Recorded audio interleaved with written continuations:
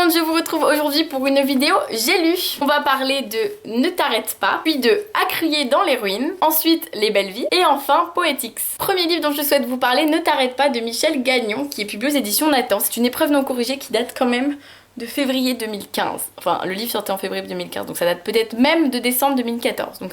j'avoue, quand je vous dis des fois que j'ai des SP qui datent d'il y a très longtemps, c'est que vraiment c'était il y a très longtemps. C'est un livre que je voulais lire depuis un moment, on me l'a beaucoup conseillé, mon amie Étoile Livresque sur Bookstagram, J'aime les livres sur YouTube,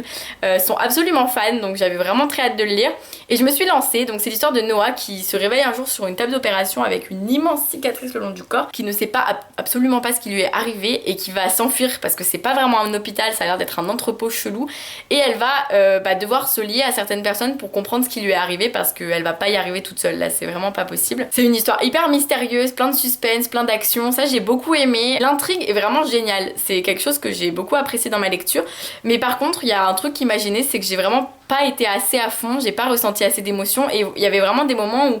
j'avais pas hyper envie de continuer et ça j'ai trouvé ça dommage. Donc je sais pas, j'ai été mitigée, je sais pas trop pourquoi, est-ce que c'est le style, est-ce que c'est l'intrigue, les personnages, mais en tout cas il y a quelque chose qui fait que j'en suis ressortie assez mitigée et que donc je vous le recommande dans le sens où vraiment c'est une bonne histoire, il n'y a pas de gros défauts, je pense que vous allez aimer si c'est le style de roman que vous aimez, mais c'est pas non plus un coup de cœur et du coup je ne peux absolument pas vous garantir que ce sera la plus belle lecture de votre année. Mais bon, il y a plein d'actions, il y a plein de suspense et vraiment c'est un page turner, donc on tourne les pages sans s'arrêter, il n'y a pas de souci pour ça. Et la fin nous laisse sur un petit cliffhanger qui fait qu'on a très envie d'avoir le tome 2 et 3. Puis j'ai lu À crier dans les ruines de Alexandra Kozelik qui est publié aux éditions Aux Forges du Vulcain, qui est un des livres que j'ai lu pour les talents Cultura. C'est un roman qui parle de Léna et Yvan qui sont deux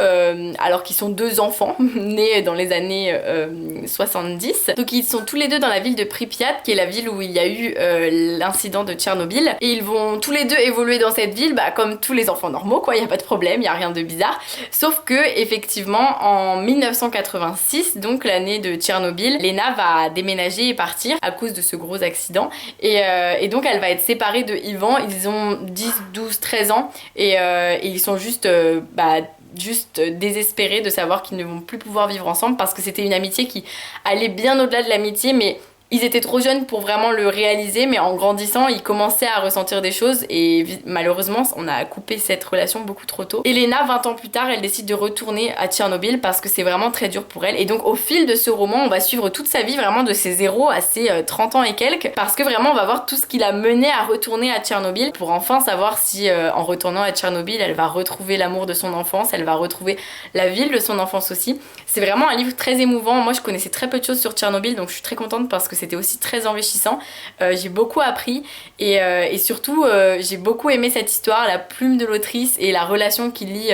Léna et Yvan est juste touchante et vraiment pas imparfaite, et c'est ce qui la rend si belle et si juste et réaliste, et pour ça je vous le recommande vraiment. C'est pas une romance, mais ça a des allures de romance grâce à cette histoire d'amour au centre de tout ce chaos qu'a pu semer Tchernobyl. Puis j'ai lu Les belles vies de Benoît Mainville, publié aux éditions Sarbacane, qui est un livre que j'ai adoré. C'est vraiment un coup de cœur, là je vous le dis. Lisez-le, lisez-le, lisez-le, parce que vraiment j'ai trouvé cette histoire trop belle, trop fraîche. Bon, elle est parfaite pour l'été, donc là c'est plus trop la saison. Mais si vous avez envie d'avoir un petit peu de joie, de baume au cœur, n'hésitez pas à vous lancer, même si c'est plus l'été, ça vous rappellera la belle saison. C'est l'histoire de Vasco et Jeep, qui sont deux banlieusards inséparables, envoyés dans une maison de campagne chez un couple de personnes âgées qu'on surnomme Tonton et Tata, et qui s'occupent d'enfants de la DAS. Bon, eux ils viennent pas de la DAS, mais ils sont là parce qu'ils ont fait des grosses bêtises et que leurs parents n'en peuvent plus d'eux, et donc du coup ils les ont emmenés là pour qu'ils passent l'été à s'occuper de Tonton et Tata, de leur maison, etc. Sauf qu'en l'occurrence ça partait pour être un été horrible, finalement ça va juste être un été inoubliable parce qu'ils vont rencontrer tous les enfants avec lesquels ils vont vivre, ils vont passer 2 mois entiers avec eux, ils vont découvrir la vie à la campagne, se promener, aller dans les ruisseaux, dans les rivières, aller chercher les œufs des poules le matin, cueillir les fruits et les légumes, et c'est quelque chose qui finalement va être tellement beau de voir ces enfants évoluer, de découvrir les histoires de ceux qui viennent de la DAS aussi. Voilà, moi j'ai trouvé cette histoire trop touchante, les deux personnages, voilà vous voyez, des deux banlieusards un petit peu clichés mais en même temps c'est vrai, qui arrivent à la campagne et qui sont totalement perdus, mais finalement ils vont se faire une place, et c'est vraiment beau, vraiment je vous le recommande, c'est drôle, c'est beau, c'est frais, c'est joyeux, et on n'a qu'une envie, c'est de continuer. Sincèrement, quand on le finit, on a juste envie, c'est qu'il y ait un autre été ensuite, parce qu'on se dit non mais là c'est pas possible, on peut pas s'arrêter là. Puis enfin, j'ai lu Signé Poetics de Elisabeth Acevedo, traduit par Clémentine Beauvais, publié aux éditions Nathan. C'est un roman écrit en vers libre, et c'est l'histoire de Xiomara, une adolescente qui n'en peut plus parce qu'elle se sent vraiment emprisonnée par les hommes qui jugent toujours son corps, sa tenue, qui se permettent de l'insulter, de lui dire des choses qui ne lui plaisent pas, par sa mère qui l'oblige à aller à la messe, à aller à la religion, à faire sa communion, etc.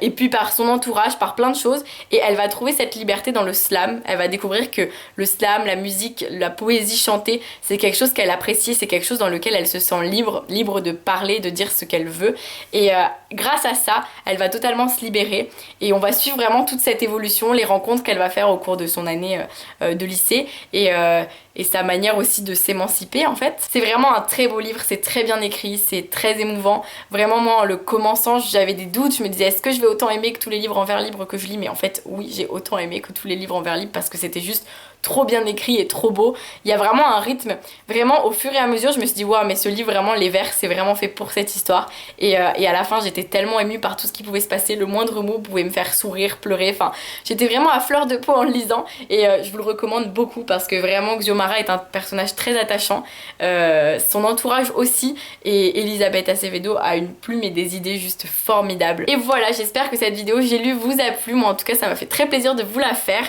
N'hésitez pas à me dire en commentaire si des livres vous tentent, si vous les avez déjà lus, votre avis, tout ça, et en attendant je vous souhaite de très belles lectures et je vous dis à très vite pour une nouvelle vidéo.